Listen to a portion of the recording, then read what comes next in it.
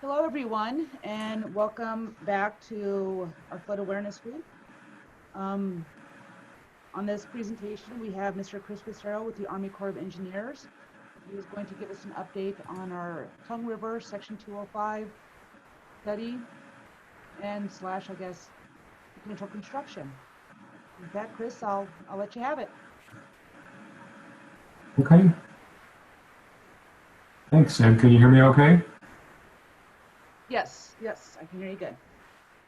Okay, great. So as Sam said, my name is Chris Pissarro, and I'm the project manager for the Tongue River at Miles City Section 205 Flood Risk Management Study. And I'll just give a brief update on the study, which will include a little bit of background, maybe for anyone who's not familiar with the study background, and then talk about kind of where we are now with the study. And then I'd be happy to take any questions after that, or if someone has a question during the presentation, feel free to speak up and ask the question then, or I think there's also a chat function that you could put the question in as well. So I'll go ahead and start the presentation, and I just want to make sure that that's visible now. Sam, is that slide still visible on your screen? Yes, it is. Okay, great. So just as an overview, Miles City requested U.S. Army Corps of Engineers assistance under the Section 205 program to address flood risk. And under this program, the study, design, and construction costs are shared between the Corps and the non-federal sponsor. So Miles City is the non-federal sponsor for this study. And the feasibility study, which is the phase we're in now, is shared 50% federal and 50% non-federal. Design and construction is a 65-35 cost share. And then long-term operation and maintenance of the project is a 100% non-federal responsibility. And under this program, the maximum total federal share for the feasibility and the design and construction is $10 million total. So the study area that we're looking at is Miles City, of course. It's both banks of the Tongue River, from upstream of I-94 to the confluence with the Yellowstone River, and then also the Yellowstone River right bank from upstream of the water treatment plant to downstream of the wastewater treatment plant. And so that area is shown, bounded by this red box that's shaded. That's the study area. And we've always said that the study area could be expanded if there are additional issues or areas of interest that are identified, but to date, we haven't made any recommendation or had any request to expand the study area. So I think by now that's probably pretty well set, and that's the area that we're focused on. So the overall process of a feasibility study is, of course, identifying the flood problem, which we've done obviously in Miles City, based on the history of flooding, and then identifying and evaluating flood risk reduction alternatives. So we look at structural alternatives like dams or levees, or non-structural alternatives like floodproofing or relocations. And really the distinction between those two is with the structural alternative, like a dam or a levee, the goal is to keep water away from people and property. And then with a non-structural alternative, the goal is to keep people and property away from the water.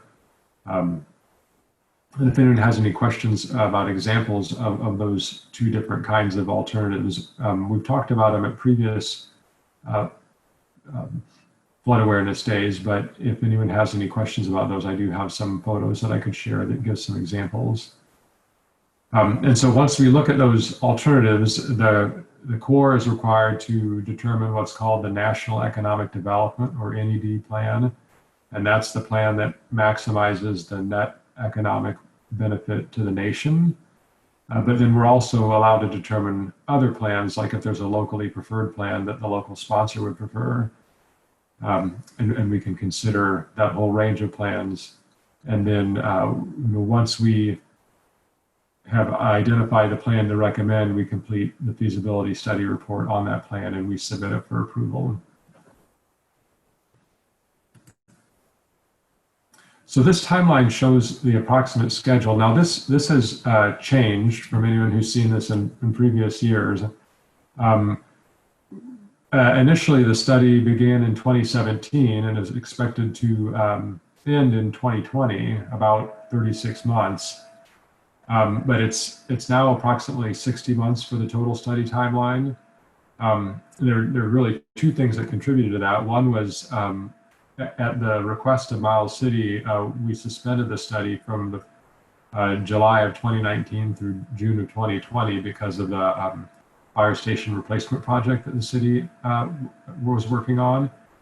And then with the COVID-19 shutdowns, that coupled with the flooding that we had in 2019 on the Missouri River, we had a lot of our folks on the team who were preoccupied with flood response, and then with the COVID environment, we got slowed down a little bit as well. So the total timeline is now 2017 through 2022, and this shows kind of what the stages we've been through. So looking at the existing conditions and the future conditions without a project, formulating alternative plans, and then evaluating and comparing the plans, selecting a recommended plan, and drafting a report. And this is the phase we're in now. And then finalizing the feasibility report and an environmental assessment will be the last phase. And as it shows here, we'll do a public involvement meeting at the end of our development of the draft report. We did an initial public involvement meeting called a scoping meeting in, I believe it was 2018. And then also in 2018, we met with the city to develop alternatives. And then, finally, the milestone shown here is final review of the draft report, and then approval of the report. So that just gives an overall timeline of the study. And the general steps that I've talked about a little bit already, but evaluating the existing conditions and future without project flood risk is something we've already completed. And then formulating and evaluating alternative plans. And then we're also required to look at a plan that would be no action. And like I mentioned before, we have to look at the net economic benefits. And we also have to consider environmental impacts of any plan. And so what we've completed so far, the evaluation of the existing conditions, and based on that, we had a range of a maximum affordable project between about $15.5 and $33.5 million. And what that means is, based on the estimated damages in the study area, we could have a project of about this value, and it would still have positive net economic benefits. We developed an initial array of plans. So it was December 2018 that we had a workshop in Miles City, and we had a number of alternatives we looked at, and we reduced those to 12 different levee alignments. And then we've analyzed those further to consider different options for specific areas. Like an example would be in an area that's maybe too tight to fit the footprint of a levee, considering a flood wall.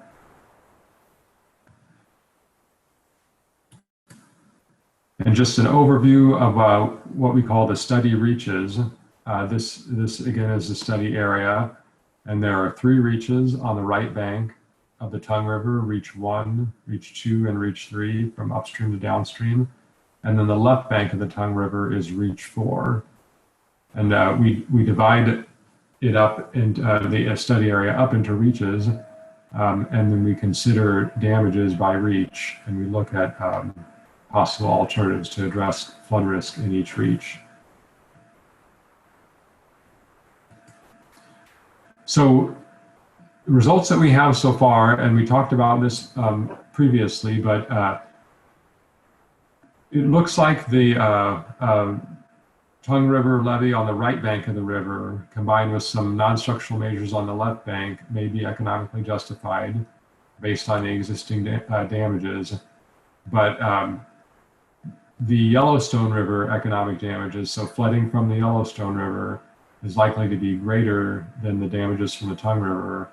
And then based on the cost estimates that we had for a levee along the Yellowstone River, we estimated that a right bank Yellowstone River levee would be unlikely to be economically justified. And again, that's under the economic justification criteria for Section 205, which is that there has to be positive net economic benefits, or the benefits of the project have to be greater than the cost of the project.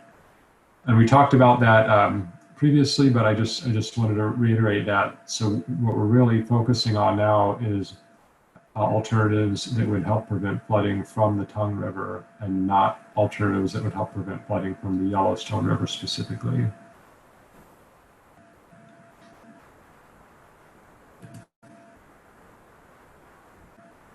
And I guess I've already mentioned this, so I won't really go over it in detail again, but we looked at preliminary alternatives and developed 12 potential levee alignments. And then, like I mentioned, there could be non-structural measures that would provide flood risk reduction for structures that are not protected by the levee.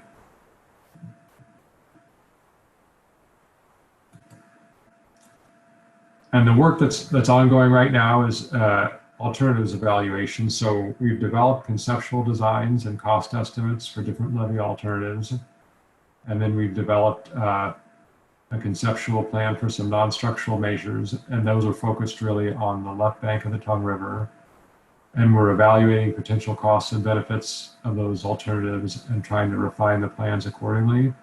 So, as I mentioned before, some of the things that we're doing is looking at specific areas within those 4 reaches, and in particular on the right bank of the Tongue River, specific levee reaches, and looking at areas where a levee would have the greatest impacts on real estate, for example, and looking at alternatives that might reduce those real estate impacts, such as flood walls, which are narrower. And then we're analyzing each of those subreaches on a subreach by subreach basis to try to screen those further based on economic criteria, so we can reduce the set of alternatives to a smaller number. And then we will be meeting with the city again to go over those and seek input on those again before we start looking in detail at any environmental impacts of those, and start developing the designs further to have a more well-developed cost estimate for those.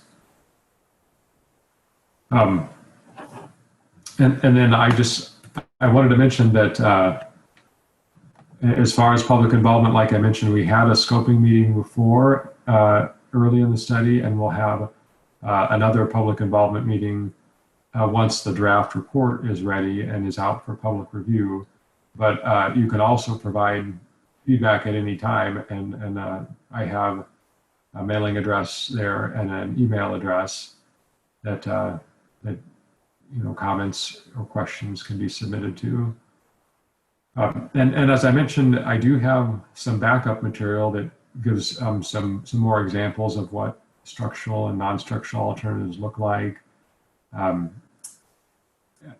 few more details like that, but because I've discussed them before, I wasn't going to go over those in detail unless anyone had any questions about them, and I can certainly talk about those or try to answer any other questions that anyone may have. So that, Sam, as far as a presentation, that's really all that I had, but I can, like I said, certainly discuss any questions that anyone has or go into more detail on anything that you or anyone else would like me to. I guess if anybody that is online right now would like to ask a question, please feel free, just mute yourself, and you can ask any question you could of Mr. Passero. Like you said, I believe, Chris, weren't we looking at trying to have a public meeting this year sometime also in October, was it? Yes, Sam, that's absolutely right. So the public meetings that I mentioned are the ones that we're required to have under our process. So that's the initial public scoping meeting that we had, and then the the public review meeting when the draft report is out for public review. But we did talk about, like Sam said, having another public meeting sometime in the fall timeframe to come out and talk more about the status of the study and allow people to ask questions and provide input. So that hasn't been scheduled yet specifically, but that's something that we have in mind to do, to come out and talk a little further. And we're certainly available to do that more than just the minimum required public meetings that we have. And then Chris, during those public meetings, will they be able to see their proposed alignments for the levee? Yes, and actually I have the proposed alignments now that I could share on the screen if anyone wants to see them. It's a little bit busy because there's so many different alignments and sub-alignments now, but I could certainly show those if anyone's interested in them. Our goal, like I mentioned, is to try to pare those down a little bit and then have fewer potential alignments that we're carrying forward for more detailed analysis, and that more detailed analysis would really be developing a more detailed design and cost estimate and then doing the environmental analysis. But if anyone would want to see those now, I can share that on the screen now. But yes, Sam, when we come out for that meeting, we can definitely share that pared down map of potential alignments as well. Just generally speaking, the alignments that we're looking at basically follow the current levee alignment because that really just makes the most sense as far as where to locate a levee. But there are variations where in some places where we have some sub segments that would be sit back farther from the riverbank so that they're less susceptible to erosion during high water events. Or there's some areas where, like I said, we've got sub-segments that are flood wall, which is narrower than a levee, and so would have lesser real estate impacts in those areas. But generally speaking, the levee alignments follow the current alignment. And I guess the primary difference, and I can try to go ahead and share this on the screen to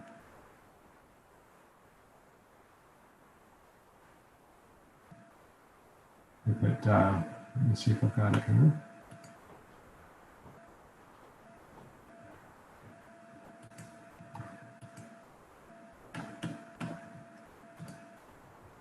Okay, so is that visible now? And I could try to make it a little bit bigger here too.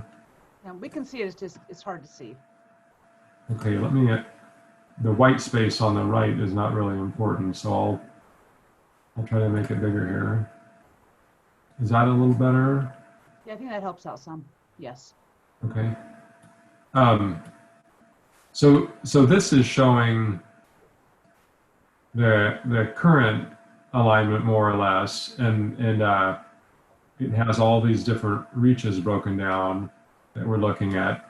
Probably the primary difference between the current levee alignment and the alignments that are under consideration is in where a levee might end or tie off. So all the ones we're looking at generally start around Interstate 94 and run obviously along the right bank of the Tongue River. But then there are three different potential alignments for the levee in Reach 3, which is this reach bounded by the Citgo Railroad tracks and the Yellowstone and Tongue Rivers.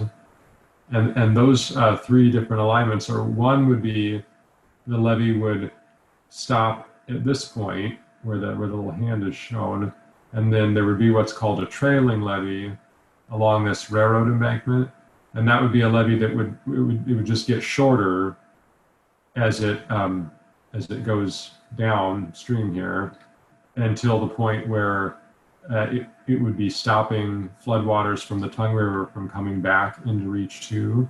So that's one possible alignment in Reach 3. The second one is generally along the slough in Reach 3, and again, it would go down far enough to prevent backwater from coming around and coming back up into this area behind the levee.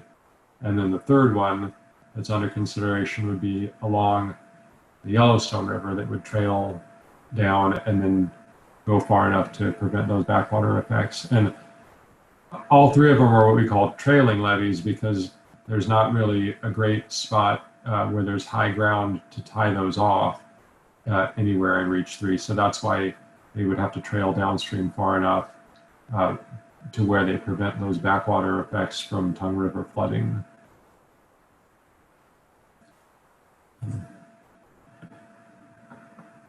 And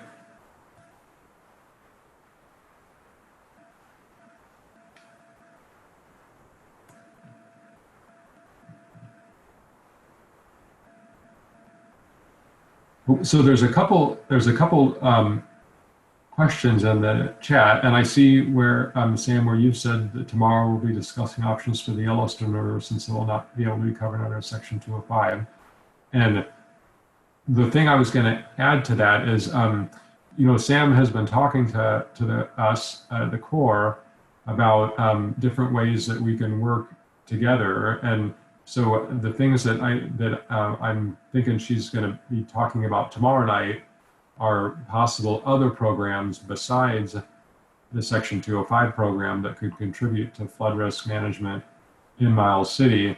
And I guess the thing I wanted to mention in terms of how that relates to the Section 205 project is that we're going to try to work together with the city to identify how different projects under different programs can complement each other so that basically, we can get the biggest bang for the buck out of the Section 205 project and also make that complement the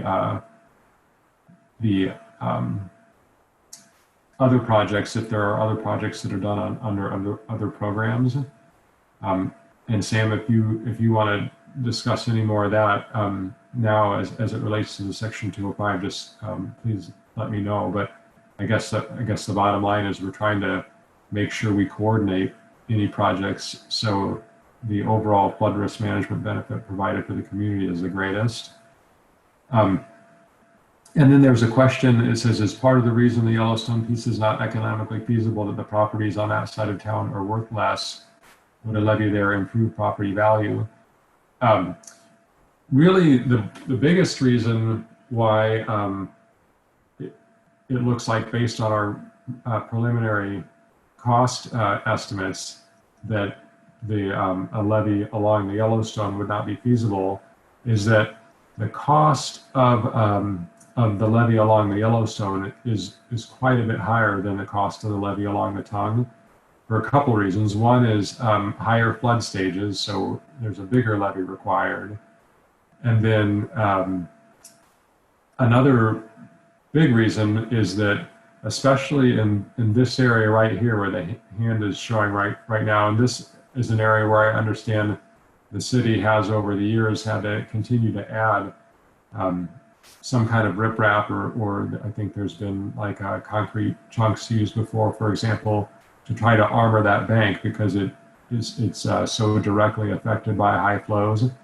So the cost of the required bank armoring to protect the levee along the Yellowstone is very high. So those two things combined, the size of the levee required and the length of the levee required, and then the need for that riprap armoring to armor the levee, just makes it more expensive in relation to the damages incurred in Reach 3 versus, say, in Reach 2, there's a certain number of damages or a certain amount of damages incurred, and the reach itself is quite a bit shorter, as you can see, than Reach 3, and really kind of the same thing in Reach 1. It's quite a bit shorter levee reach than in Reach 3, and compared to the damages in that area, the cost is less. So it really boils down to the economic justification criteria that we're required to use, which is whether or not there are net benefits. And we can, I should say, we don't need to justify a project reach by reach by reach. What we need to do is justify an overall project. But it's just that when we've looked at the benefits in terms of damages prevented and the cost of a levee, it just looks like Reach 3 would make an overall project not economically justified.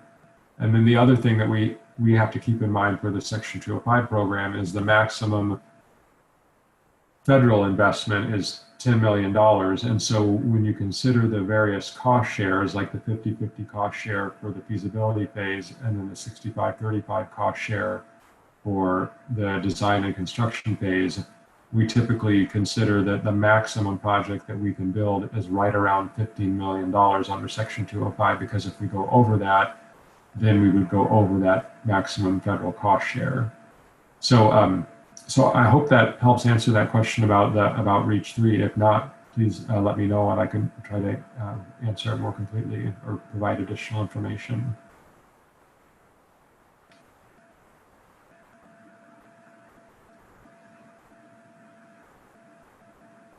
Okay, great. The person who asked the question said that that was helpful, so I'm glad it was.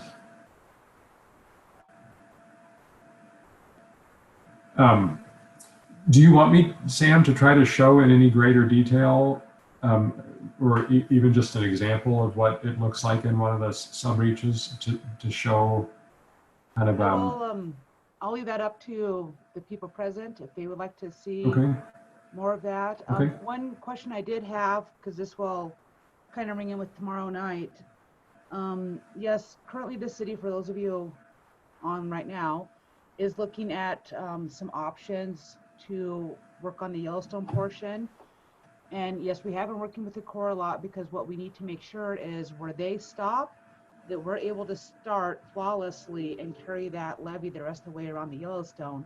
So it's really important for us to know where the Corps of Engineers and the Tongue River levee, how far up Reach 3 they're able to go, so that we can make sure to get it the rest of the way around, so that way the whole community is protected as opposed to a portion of it.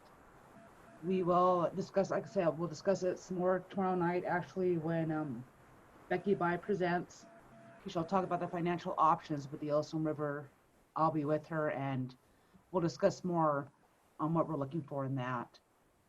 And so I guess for anybody online, do you want to see some more on the alignments in more detail, kind of where they sit in the reach?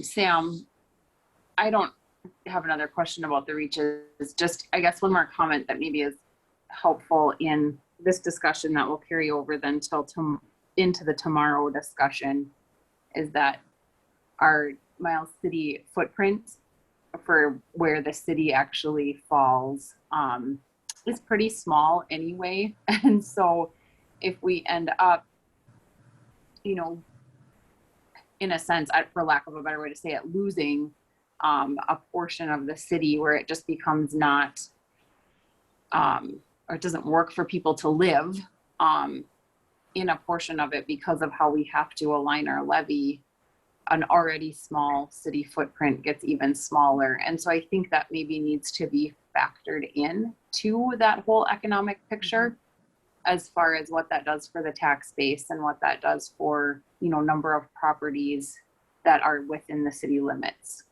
So I don't know if that's necessarily a question, but a comment that goes along with this discussion. And I agree, especially Reach 3 was the one, and Chris can correct me if I'm wrong, Reach 3 was the one that would affect the most properties. And my goal, of course, I'm not the deciding factors, the council and the people make those decisions, is to keep it people in their homes that they have worked hard for as much as I can. it's not just to, okay, this is cheaper, so this is the reason why we're going to do this. Mine is, we want to protect you. You've worked hard for what you've got. We don't want to have to make you move from something you've worked really hard for. That's my goal. That's also why I would like Chris Pissarro and the Corps to come down in October, so that way people could see these reaches and the proposed different alignments within the levee, so they can see how that affects them, and they have their voice can be heard, is what I want. Right.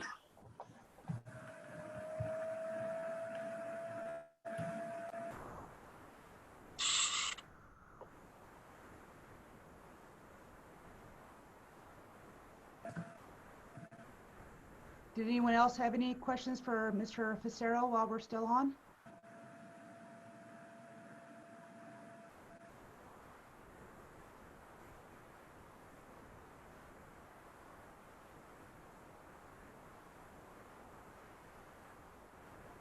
Okay, Chris, I think that's it. I don't hear anything else from anybody. Oh, Elizabeth, did you have something?